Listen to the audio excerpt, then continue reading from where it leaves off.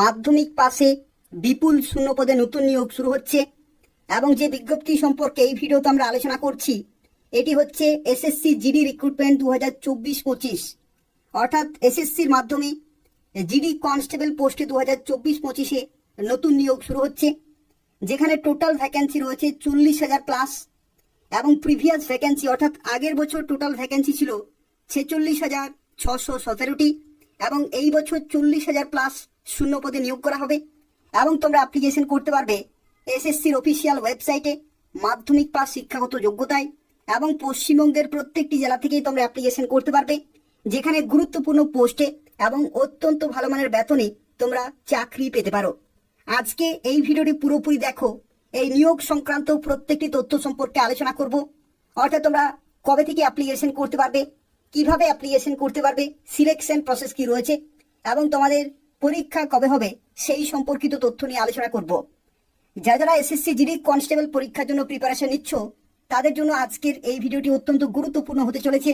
তো সেক্ষেত্রে প্রত্যেকে লাইক করে দেবে, শেয়ার করে দেবে এবং এই ধরনের নিয়মিত চাকরির আপডেটগুলি পেতে হলে অবশ্যই চ্যানেলটি সাবস্ক্রাইব করে রাখো। তো দেখো, প্রথমে আলোচনা করব ইম্পর্টেন্ট ডেট সম্পর্কে, অর্থাৎ কবে থেকে অ্যাপ্লিকেশন শুরু হচ্ছে, কতদিন পর্যন্ত তোমরা অ্যাপ্লিকেশন করতে পারবে এবং পরীক্ষা কবে হবে সেই সম্পর্কে প্রথমে আলোচনা করব। তো দেখো, তোমাদের অ্যাপ্লিকেশন শুরু হচ্ছে 27শে আগস্ট 2024 তারিখ থেকে, অর্থাৎ এই দিন থেকেই তোমরা অ্যাপ্লিকেশন করতে পারবে এবং অ্যাপ্লিকেশন চলবে 5ই অক্টোবর 2024 পর্যন্ত। এবং দেখো, তোমাদের পরীক্ষা হবে জানুয়ারি ফেব্রুয়ারি 2025-এ। তো সেক্ষেত্রে খুব ভালোভাবে প্রিপারেশন চালিয়ে যেতে হবে। আগস্ট মাসের 27 তারিখ থেকে অ্যাপ্লিকেশন শুরু, 5ই অক্টোবর পর্যন্ত অ্যাপ্লিকেশন চলবে এবং জানুয়ারি ফেব্রুয়ারি 2025-এ বিভিন্ন ডেটে এবং বিভিন্ন শিফটে তোমাদের পরীক্ষা হবে এবং তোমরা অ্যাপ্লিকেশন করতে পারবে এসএসসির অফিসিয়াল ওয়েবসাইটে মাধ্যমিক পাস শিক্ষাগত যোগ্যতায়। অর্থাৎ এখানে কোনো রকমের পার্সেন্টেজের কোনো প্রয়োজন নেই। যদি তুমি মাধ্যমিক পাস করে থাকো তাহলে এখানে অ্যাপ্লিকেশন করতে পারবে, যেখানে পুরোপুরি সরকারি সম্পূর্ণভাবে পার্মানেন্ট পোস্ট রয়েছে এবং অত্যন্ত ভালো মানের বেতন রয়েছে। তো সেক্ষেত্রে প্রত্যেকেই অ্যাপ্লিকেশন করে দেবে। দেখো, এখানে শিক্ষাগত যোগ্যতার মধ্যে তোমাদের জানি রাখি, শিক্ষাগত যোগ্যতা হচ্ছে ক্লাস 10 পাস, অর্থাৎ মাধ্যমিক পাস যদি তুমি করে থাকো তাহলে এখানে অ্যাপ্লিকেশন করতে পারবে। এবং দেখো, এখানে যে ডেট দেওয়া রয়েছে এই ডেটের মধ্যে তোমাদের মাধ্যমিক পাস কিন্তু হয়ে থাকতে হবে, তাহলে তোমরা এখানে অ্যাপ্লিকেশন করতে পারবে। অর্থাৎ 1 জানুয়ারি 2025 ডেট অনুযায়ী তোমাদের মাধ্যমিক পাস হতে হবে, তাহলে তোমরা প্রত্যেকে অ্যাপ্লিকেশন করতে পারবে। যেখানে বয়সের লিমিটের ক্ষেত্রে দেখো 18 থেকে 23 বছর পর্যন্ত সময় পাবে অ্যাপ্লিকেশন করার জন্য জেনারেল ক্যাটাগরিতে, এবং এই বয়সের লিমিট ক্যালকুলেট করা হবে 1 জানুয়ারি 2025 ডেট অনুযায়ী। অর্থাৎ এই নির্দিষ্ট ডেটে 18 থেকে 23 বছর পর্যন্ত জেনারেল ক্যাটাগরিতে অ্যাপ্লিকেশন করতে পারবে। আর যদি তুমি এসসি এসটি হয়ে থাকো তাহলে 5 বছরের ছাড় পেয়ে যাবে, অর্থাৎ 23 হচ্ছে সর্বোচ্চ প্লাস আরো 5 বছরের ছাড়, অর্থাৎ তোমরা 28 বছর পর্যন্ত অ্যাপ্লিকেশন করতে পারবে। এবং ওবিসি ক্যান্ডিডেটের ক্ষেত্রে তোমরা 3 বছর বয়সের ছাড় পেয়ে যাবে, অর্থাৎ তোমরা এখানে 26 বছর পর্যন্ত অ্যাপ্লিকেশন করতে পারবে। এবং দেখো, এখানে অ্যাপ্লিকেশন ফি কিন্তু বিভিন্ন ক্যাটাগরিতে বিভিন্ন রয়েছে এবং এখানে কেবলমাত্র ছেলেদের ক্ষেত্রে অ্যাপ্লিকেশন ফি লাগবে। ছেলেদের ক্ষেত্রে যদি তুমি জেনারেল অথবা ওবিসি হয়ে থাকো তাহলে 100 টাকা পেমেন্ট করতে হবে, আর আদার্স ক্যাটাগরির ক্ষেত্রে কোনো টাকা লাগবে না।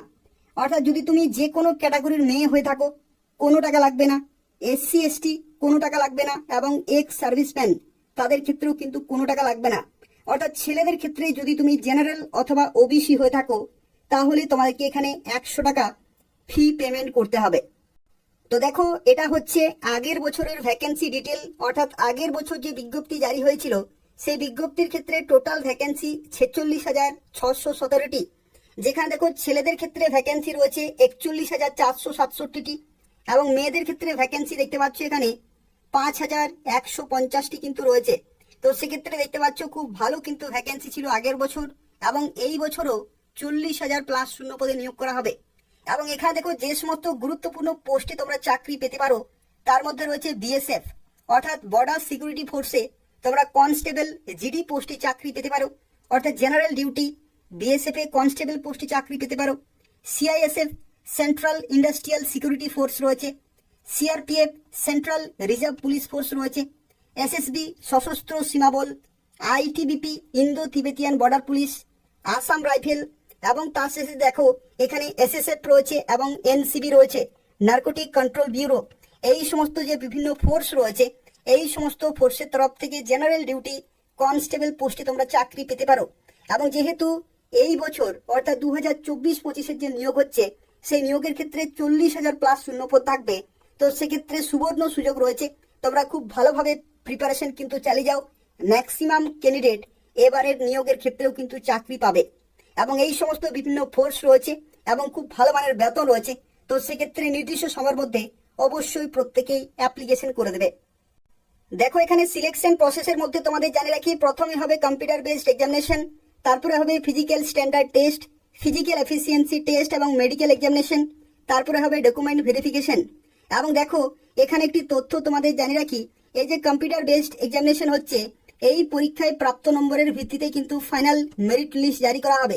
তো সেক্ষেত্রে এই পরীক্ষাটি কিন্তু খুব ভালোভাবে দিতে হবে এবং এই পরীক্ষাতে যারা শর্ট লিস্টেড হবে তাদেরকে পরবর্তী ধাপগুলিতে কিন্তু ডাকা হবে। তো সেক্ষেত্রে যে প্রথমের পরীক্ষাটি হচ্ছে, সেই পরীক্ষা কিন্তু তোমাদেরকে খুব ভালোভাবে দিতে হবে, সেই জন্য এখন থেকে কিন্তু প্রিপারেশন চালিয়ে যেতে হবে। এবং দেখো এই যে পরীক্ষাটি হবে, যারা প্রথমবার পরীক্ষা দেবে তাদের ক্ষেত্রে জানিয়ে রাখি, পশ্চিমবঙ্গের বিভিন্ন লোকেশনে পরীক্ষা সেন্টার থাকবে, সেই সমস্ত লোকেশনে তোমাকে যেতে হবে এবং কম্পিউটারে অর্থাৎ অনলাইনে পরীক্ষা হবে। এখানে দেখো যে কম্পিউটারে পরীক্ষা হবে, সেই পরীক্ষার ক্ষেত্রে কোন কোন সাবজেক্টে কত নম্বরের পরীক্ষা হবে সেই সম্পর্কে এরপর আমরা আলোচনা করব।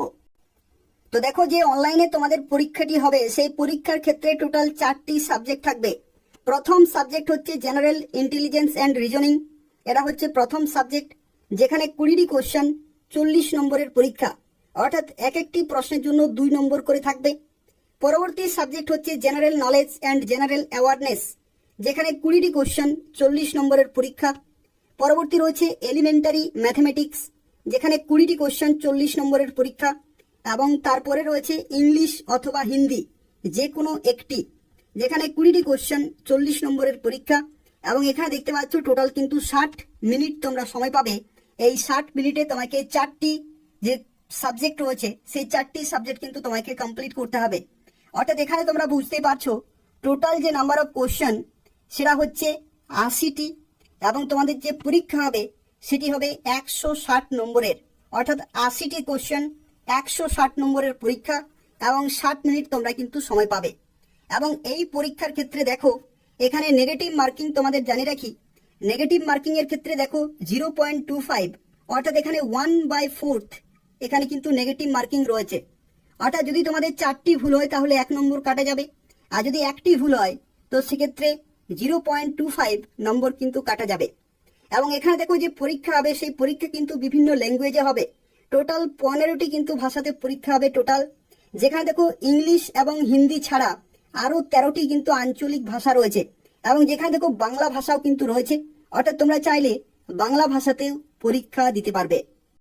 এখানে দেখো প্রত্যেকটি সাবজেক্টের ক্ষেত্রে সিলেবাস কিন্তু রয়েছে, অর্থাৎ এই সিলেবাসে যা কিছু টপিক রয়েছে এবং যে সমস্ত অধ্যায়গুলি রয়েছে সেগুলো কিন্তু তোমাকে খুব ভালোভাবে প্র্যাকটিস করতে হবে।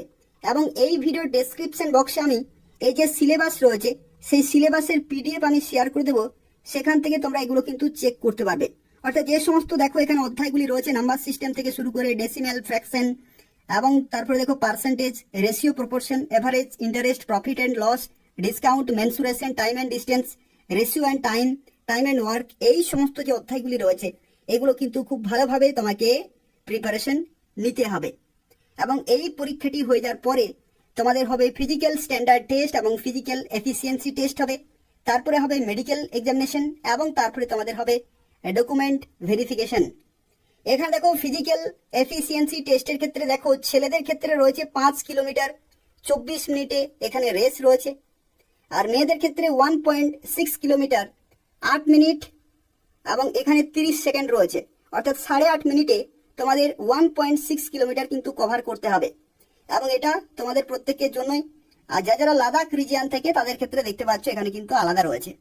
ঠিক আছে, এটা হচ্ছে ছেলেদের ক্ষেত্রে আলাদা এবং মেয়েদের ক্ষেত্রে কিন্তু আলাদা রয়েছে। এই নির্দিষ্ট সময়ে নির্দিষ্ট দূরত্ব কিন্তু তোমাকে অতিক্রম করতে হবে। এবং দেখো পরবর্তী যে ধাপ রয়েছে সেটি হচ্ছে ফিজিক্যাল স্ট্যান্ডার্ড টেস্ট, যেখানে শারীরিক মাপজোক হবে। ছেলেদের ক্ষেত্রে 170 সেন্টিমিটার এখানে কিন্তু হাইট প্রয়োজন, আর মেয়েদের ক্ষেত্রে 157 সেন্টিমিটার এখানে কিন্তু হাইট প্রয়োজন। আর দেখো এখানে যদি তুমি এসটি ক্যাটাগরি হয়ে থাকো, এসটি ক্যাটাগরি, তাহলে কিন্তু এখানে একটু সুবিধা রয়েছে, যেখানে ছেলেদের ক্ষেত্রে হাইট প্রয়োজন 162.5 সেন্টিমিটার, আর মেয়েদের ক্ষেত্রে 150 সেন্টিমিটার কিন্তু হাইট প্রয়োজন। তাহলে তোমরা অ্যাপ্লিকেশন করতে পারছো, বা এই যে ধাপ রয়েছে সেই ধাপে তোমরা কিন্তু কোয়ালিফাই করতে পারবে। তো এই হচ্ছে ফিজিক্যাল স্ট্যান্ডার্ড টেস্ট।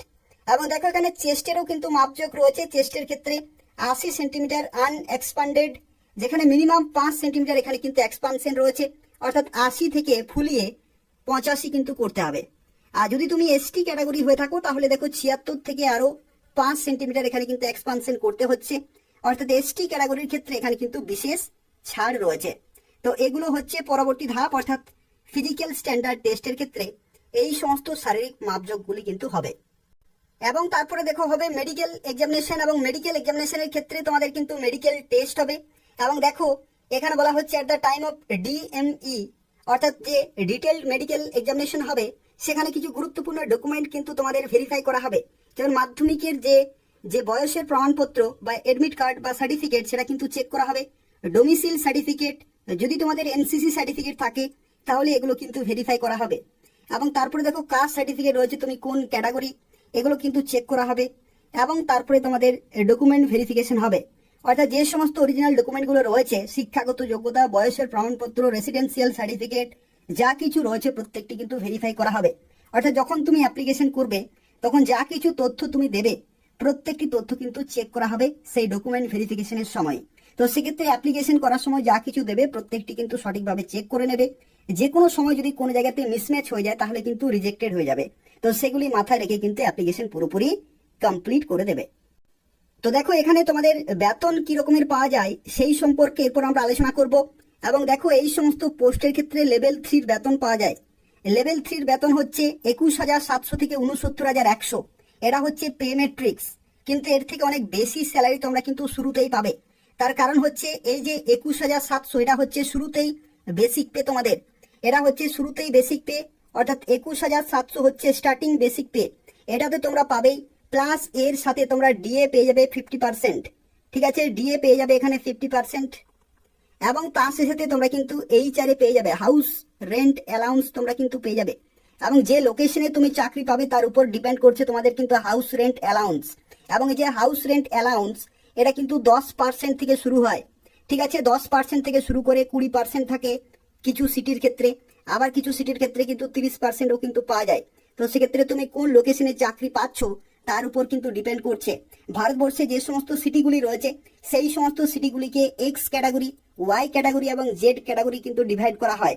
তো সেক্ষেত্রে যদি তুমি এক্স ক্যাটাগরি সিটিতে চাকরি পাও তো সেক্ষেত্রে 30% এইচআরএ পেয়ে যাবে, ওয়াই ক্যাটাগরির ক্ষেত্রে 20% পেয়ে যাবে, এবং জেড ক্যাটাগরির ক্ষেত্রে তুমি 10% এইচআরএ পেয়ে যাবে। অর্থাৎ দেখতে পাচ্ছি 21,700 প্লাস 50% ডিএ, অর্থাৎ 21,700 যে 50% সেটা তোমরা পেয়ে যাচ্ছ, অর্থাৎ 10,000 প্লাস কিন্তু এখানে পেয়ে যাচ্ছ।